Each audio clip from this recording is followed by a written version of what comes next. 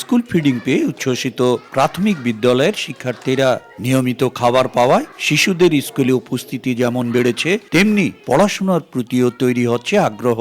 সপ্তাহে 5 দিন খাবার নিশ্চিত হওয়ায় ঝরে পড়া শিক্ষার্থী ও দরিদ্র পরিবারের শিশুরা আবারও স্কুলমুখী হচ্ছে।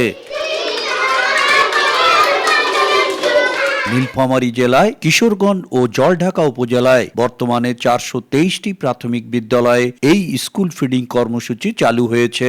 এতে প্রায় প্রতিটি বিদ্যালয়ে বেড়েছে শিক্ষার্থীর উপস্থিতি। প্রতিদিন টিফিনের সময় কলা, রুটি ও ডিম পেয়ে উচ্ছ্বসিত শিক্ষার্থীরা। শিক্ষার্থীর সূত্রে জানা যায়, গত কয়েক মাস থেকে অনুপস্থিত শিক্ষার্থীরাও নিয়মিত আসা শুরু করেছে। আমাদের স্কুলে আগে কিছু রুটি ডিম এসব দিত না, এখন রুটি ডিম দেয়, তাই মজা পাই, অনেক খুশি হয়। আমাদের স্কুলে তো প্রতিদিন ডিম রুটি দেয়, আমরা খাই, আমাদের খুব ভালো লাগে। এখন রুটি দেয়, ডিম দেয়, কলা দেয়। আগে যারা আসতো না এখনও তারাও আসে। রবিবারে ডিম আর রুটি পাচ্ছি, আর সোমবারে শুধু রুটি পাচ্ছি।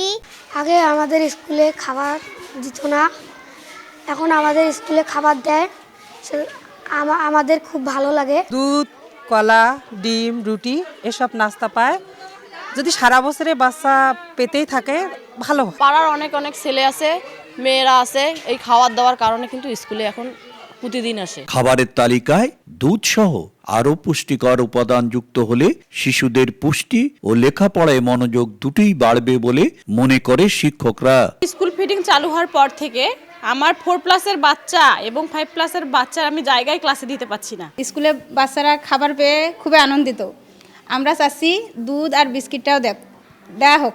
স্কুল ফিডিং পেয়ে শিশুরা খুবই উৎসাহিত, স্কুল আসতেছে প্রতিদিন। এটা তো পাইলট প্রোগ্রাম হিসাবে চালু আছে, তা আমরা আশা করব এটা স্থায়ীভাবে যেন হয়।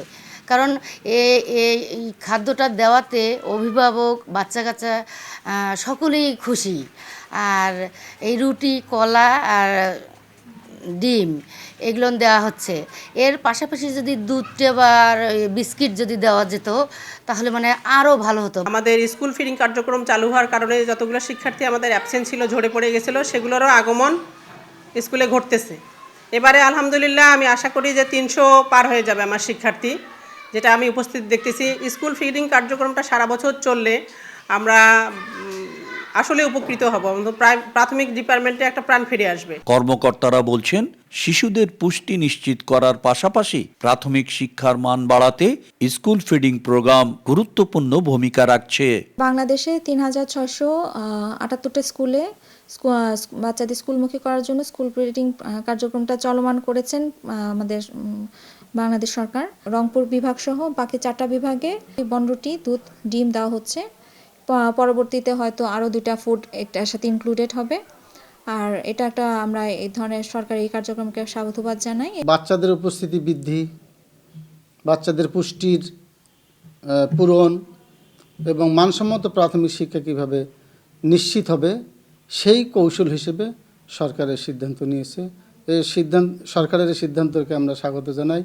আমার মনে হয় যে এটা পাইলটিং প্রজেক্ট, এই প্রজেক্ট যদি আরও ব্যাপক হারে চালু হয় তাহলে সামগ্রিকভাবে আমাদের সারা বাংলাদেশের বাধ্যতামূলক মানসম্মত প্রাথমিক শিক্ষা নিশ্চিত হবে বলে আমি মনে করি। সংশ্লিষ্টরা বলছেন, স্কুল ফিডিং প্রোগ্রাম নিয়মিত ও দীর্ঘমেয়াদী হলে প্রাথমিক স্তরে ঝরে পড়া রোধ করা সম্ভব হবে।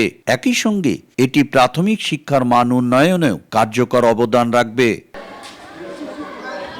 শাকির হোসেন বাদল, সময় সংবাদ, নীলফামারী।